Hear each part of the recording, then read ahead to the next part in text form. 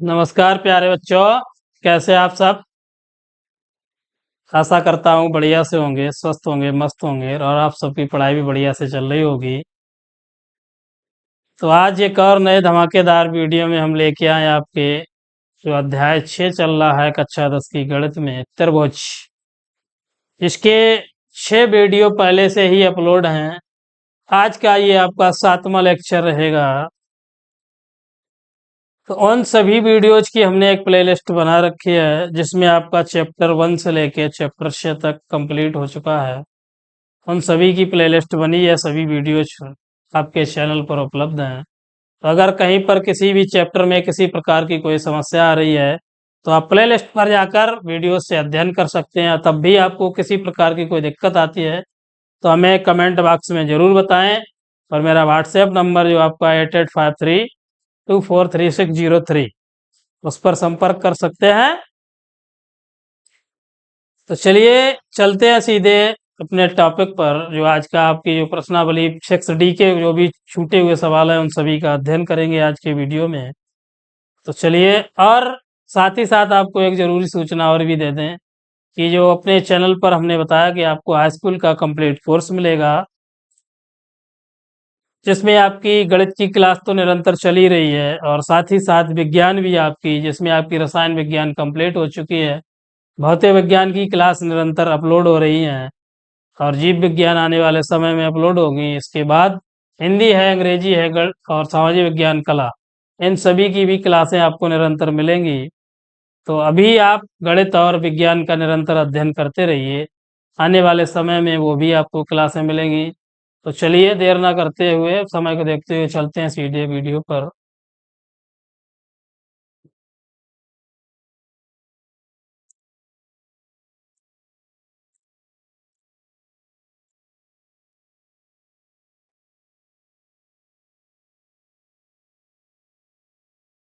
देखिए स्क्रीन पे सवाल नंबर 6 है आपका।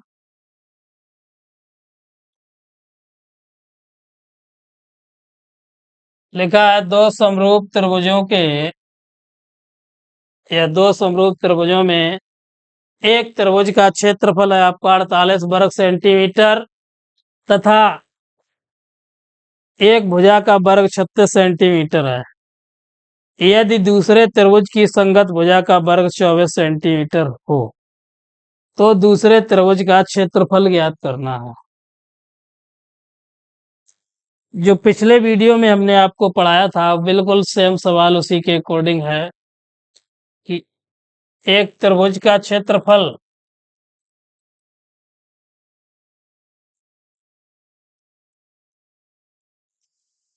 अपान में दूसरे त्रिभुज का क्षेत्रफल।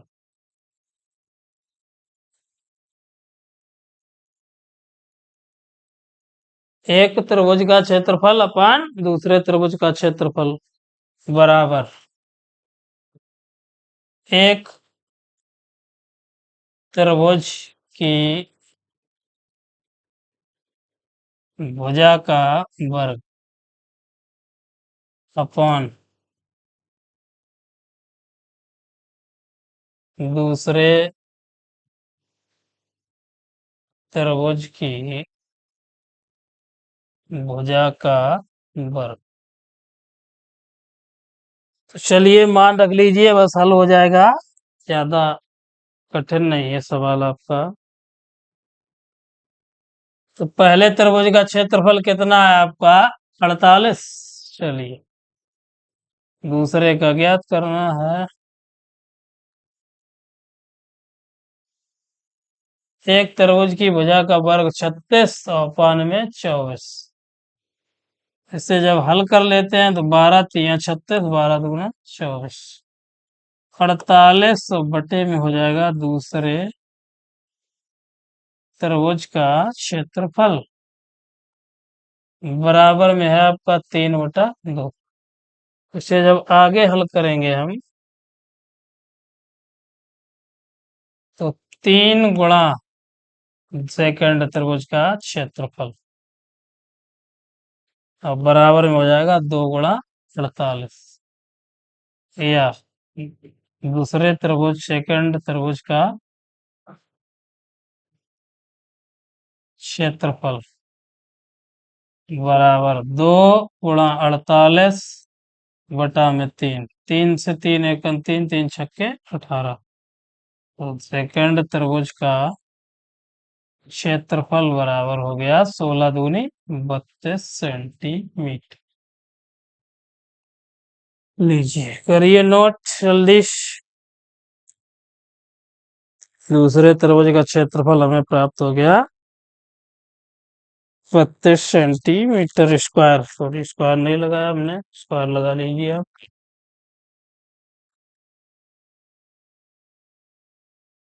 चलिए जल्दी कीजिए नोट, अगला देखते हैं।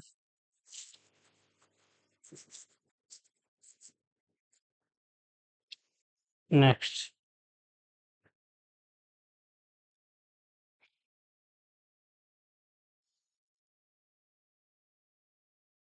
लिखा है यदि दो समरूप त्रिभुजों के क्षेत्रफल बराबर हों। यदि दो समरूप त्रिभुजों के क्षेत्रफल बराबर हों तो सिद्ध कीजिए वे त्रिभुज सर्वांग सम होते हैं। दो समरूप त्रिभुजों के क्षेत्रफल बराबर हैं। चलिए ले लेते हैं समरूप त्रिभुज दो पहले।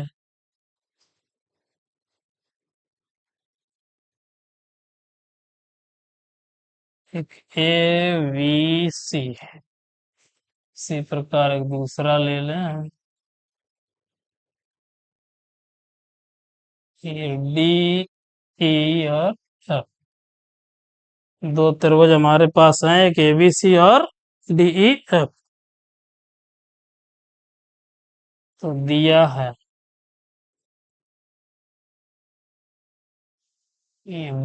तो त्रिभुज ए बी समरूप त्रिभुज डी ई एफ, ये हमें सवाल में ही दे रखा है। और जो क्षेत्रफल भी बराबर है तो एरिया ऑफ त्रिभुज A B C, area mean क्षेत्रफल है, ठीक है। समरूप क्या बराबर है, सॉरी बराबर का चिन्ह लगा लेते हैं। एरिया ऑफ त्रिभुज डी ई एफ, ये कंप्लीट, इतना तो हमें दे रखा है। अब सिद्ध का करना है हमें, सिद्ध करना है त्रिभुज ए बी सी सर्वांग सम त्रिभुज डी ई एफ, ये हमें सिद्ध करना है। उपपत्ति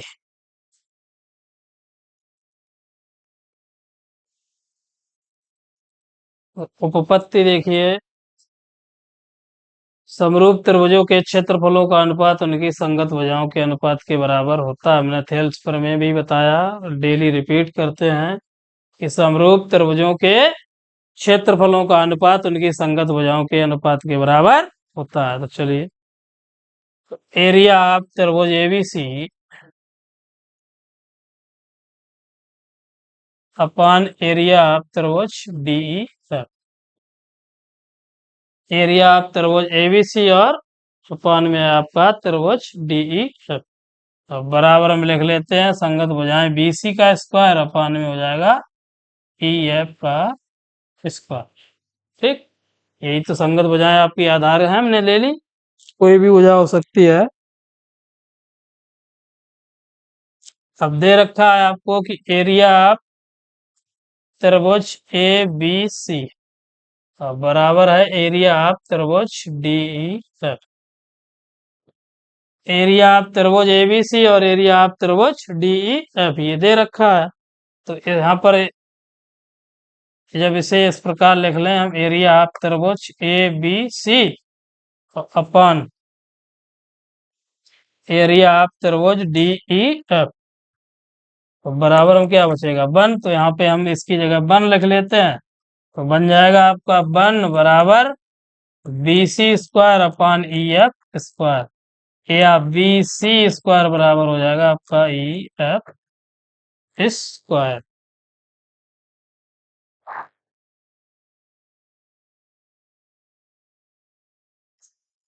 या दोनों पक्षों का वर्गमूल लेते हैं तो बी सी बराबर क्या हो जाएगा ई और एफ।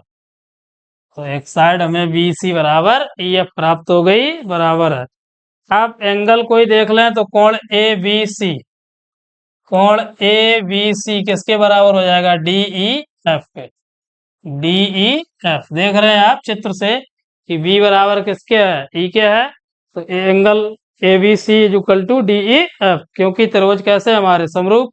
इसी प्रकार ये है आपका ए सी वी, और बराबर किसके हुए, डी एफ ई। अब ये दोनों कैसे बराबर, अतः त्रिभुज ए बी सी सर्वांग त्रिभुज डी ई एफ, ये किससे लिखा है, साइड एंगल साइड एस से, भुजा कोण भुजा समरूपता से। चलिए जल्दी कीजिए नोट।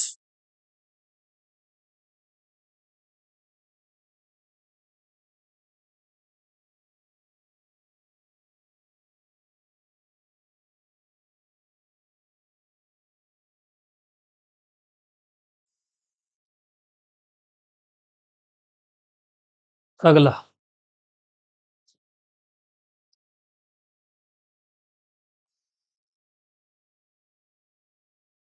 अगला सवाल देख रहे हैं, सिद्ध कीजिए कि किसी एक वर्ग की किसी भुजा पर बनाए गए समबाहु त्रिभुज का क्षेत्रफल उसी के विकर्ण पर बनाए गए समबाहु त्रिभुज के क्षेत्रफल का आधा होता है। तो क्या बनाना है, सर्वप्रथम हमें तो एक ABCD वर्ग ले लेते हैं। ये बना लिया हमने ABCD एक वर्ग। ABCD एक वर्ग ले लिया, तो फिर क्या लिखा है, चलिए ABCD। सवाल में पढ़िए क्या लिखा है कि वर्ग की किसी भुजा पर बनाए गए समबाहु त्रिभुज। तो वर्ग की किसी भुजा पर एक समबाहु त्रिभुज ये बना लेते हैं। ये हमने AB भुजा पर एक क्या बनाया, समबाहु त्रिभुज। फिर लिखा उसी वर्ग के विकर्ण पर। अब एक विकर्ण यहाँ से ले लेते हैं, ऐसा ये ले लीजिए, बी AC आपका क्या हो गया, विकर्ण हो गया। ऐसे बिंदु P डाल दीजिए। अब इस पर भी क्या बताया कि एक त्रिभुज हमें बनाना है, तो इस पर भी एक त्रिभुज बना लीजिए। ओके, ये लीजिए, बन गया। इसे बिंदु Q दे दिए, इसका शीर्ष Q है। अब चित्र तो बन गया हमारा, तो सिद्ध करना है। तो दिया है क्या क्या हमें दे रखा है कि ABCD एक वर्ग है, ABCD एक वर्ग है जिसकी भुजा AB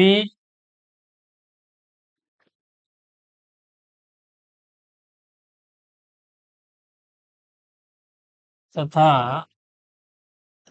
विकर्ण क्या है, AC, जिसकी भुजा AB तथा विकर्ण AC है,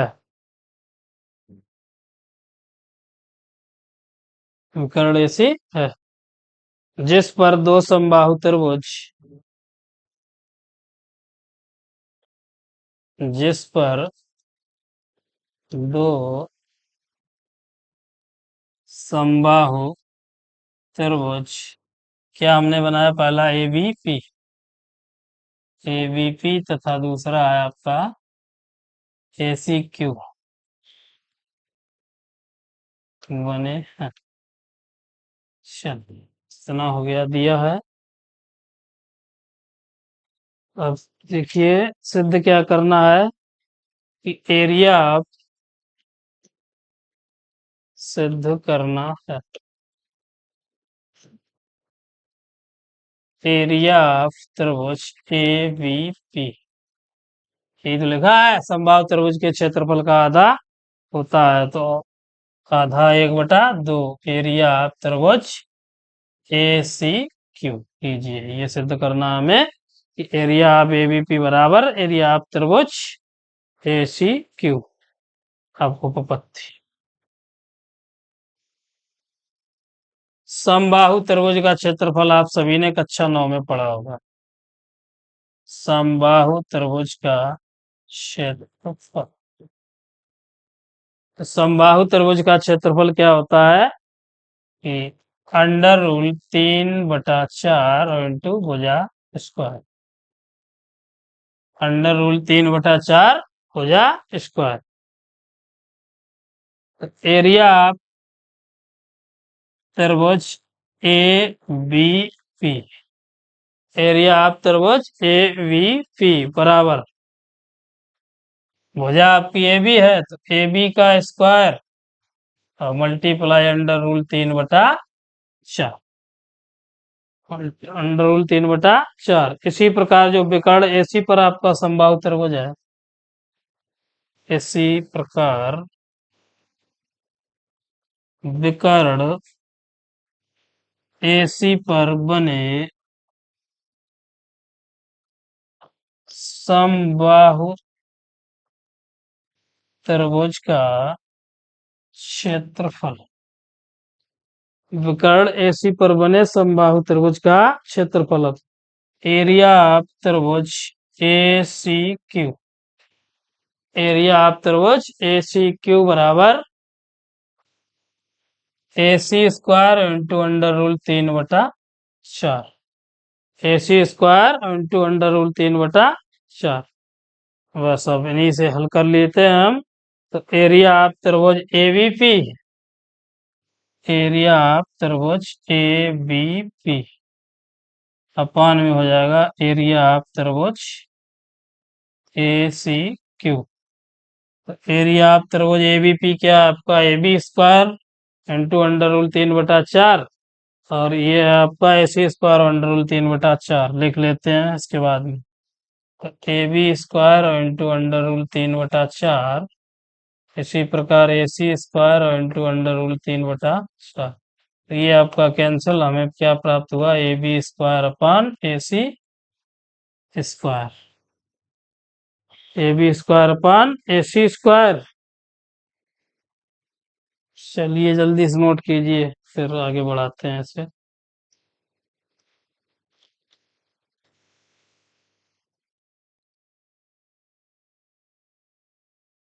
चलिए आगे इधर हम रेज किए देते हैं इसे।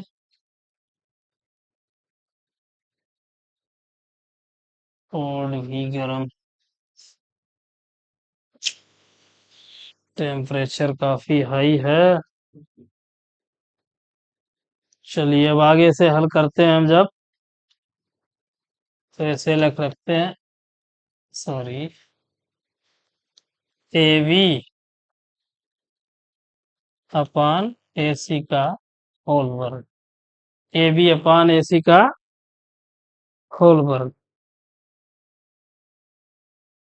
अब चूंकि ए सी बराबर आपका है, देखिए चूंकि ए सी बराबर है ए बी अंडर रूल 2।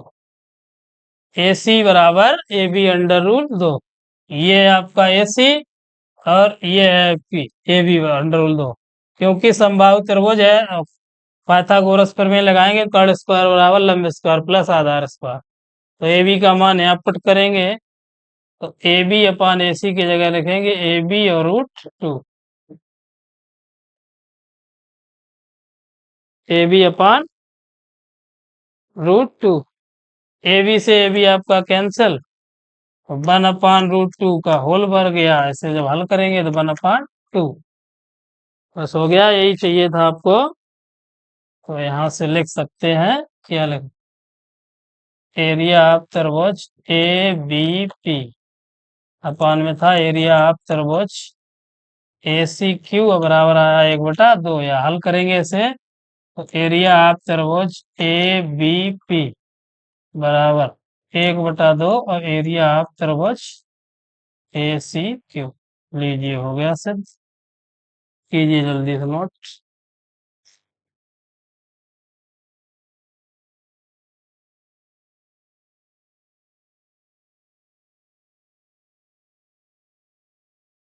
हो गया, चलिए नेक्स्ट।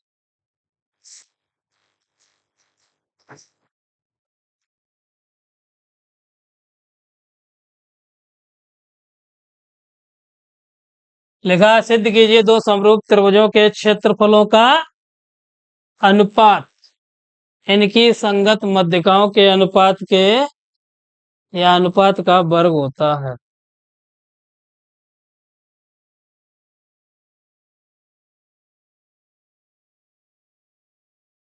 चलिए दो त्रिभुज ले लेते हैं ए बी सी। एक ए बी सी,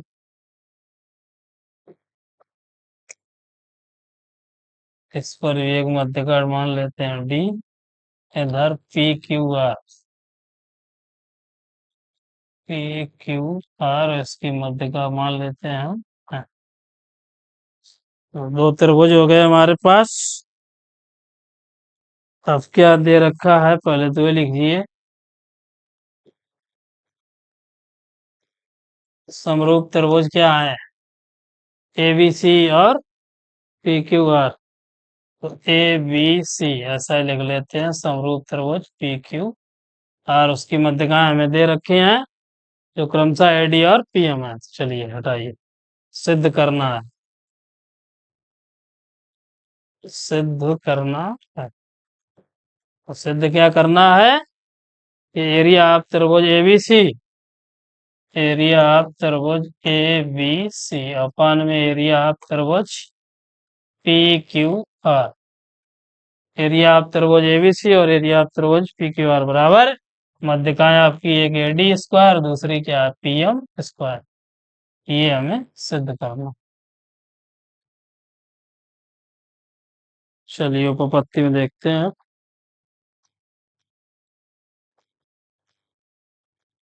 उपपत्ति देखिए, इसमें त्रिभुज एबीसी समरूप त्रिभुज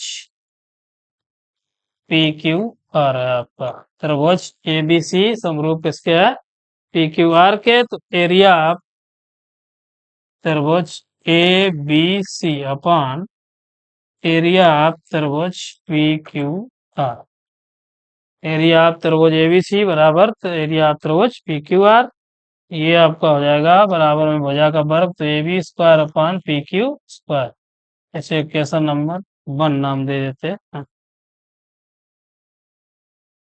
परंतु जो आपका त्रिभुज ए बी सी समरूप किसके है? त्रिभुज पी क्यू आर के। ये त्रिभुज ए बी सी समरूप है त्रिभुज पी क्यू आर के, कामा, ये हमें लिख लो कामा, ए डी तथा पीएम देख रहे हैं आप क्या है? संगत मध्यिकाएं हैं, संगत मध्यिकाएं हैं। ऐसी हैं संगत मध्यिकाएं हैं, समरूप त्रिभुज हैं। तो त्रिभुज एबीडी समरूप किसके हो जाएगा? पी क्यू एम के। तो त्रिभुज ए बी डी समरूप त्रिभुज P Q M, sorry P Q M है। और जब त्रिभुज कैसे हैं आपके? समरूप हैं। कैसे हैं? समरूप हैं। तो अगर त्रिभुज समरूप हैं तो भुजाएं भी, मध्यकाएं भी कैसी हो जाएंगी? समरूप। तो एरिया ऑफ त्रिभुज, एरिया ऑफ त्रिभुज एबीडी अपॉन एरिया ऑफ त्रिभुज पी क्यू एम बराबर हो जाएगा AD square upon P M square. कीजिए, हो गया सर, कीजिए नोट। गर्मी बहुत है, टेम्परेचर ज्यादा हाई है इस समय, जल्दी इस कर लीजिए नोट। चलिए हो गया, नेक्स्ट देखें।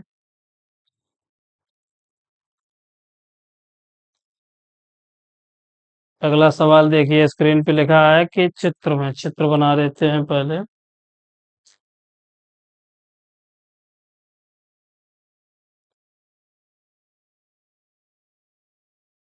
क्या क्या बिंदु हैं आपके? P Q A B C, A है, बी है, सी है, पी है और क्यू।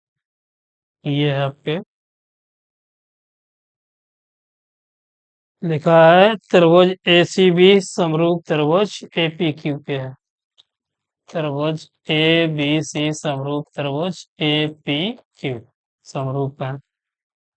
इसमें बी सी बराबर आपका है 8 सेंटीमीटर और पी क्यू बराबर है 4 सेंटीमीटर। अब बी ए बराबर है आपका 6.5 सेंटीमीटर और ए पी बराबर है आपका 2.8 सेंटीमीटर। सी ए और ए क्यू का मान हमें ज्ञात करना है।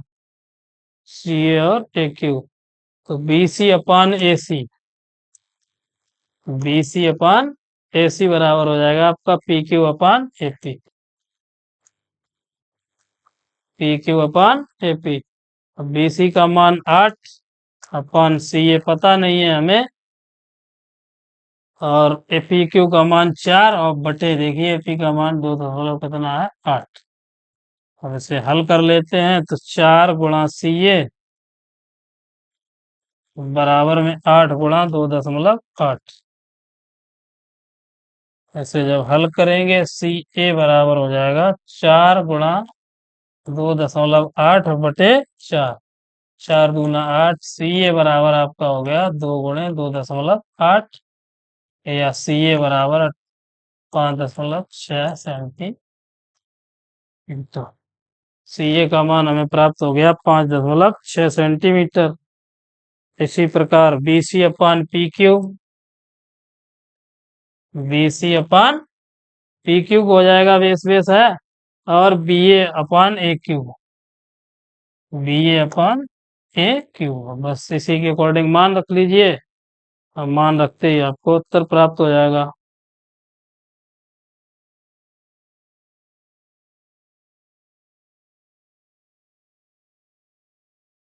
चलिए मान रखिए बी सी का मान हमारे पास कितना है 8 और ये पी क्यू का मान 4। तो बी सी का मान 8 अपान में 4 और बी ए कितना है हमारे पास 6.5 अपान में ए क्यू पता नहीं, 4 दूना 8 तो 2 गुणा ए क्यू बराबर हो जाएगा 6.5 या ए क्यू बराबर 6.5 बटा 2, 2 तिया 6 और 2 दूना 4 2 पंचे 10। तो ए क्यू बराबर हो जाएगा आपका 3.25 सेंटीमीटर। चलिए मान प्राप्त हो गए सभी के, कर लीजिए नोट जल्दी।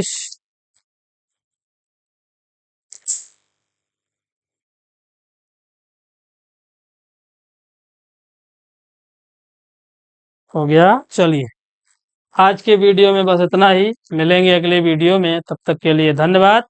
अगर वीडियो अच्छा लगे तो प्लीज एक लाइक सब्सक्राइब दोस्तों को शेयर करें। जय हिंद, जय भारत। मिलेंगे अगले वीडियो में। धन्यवाद।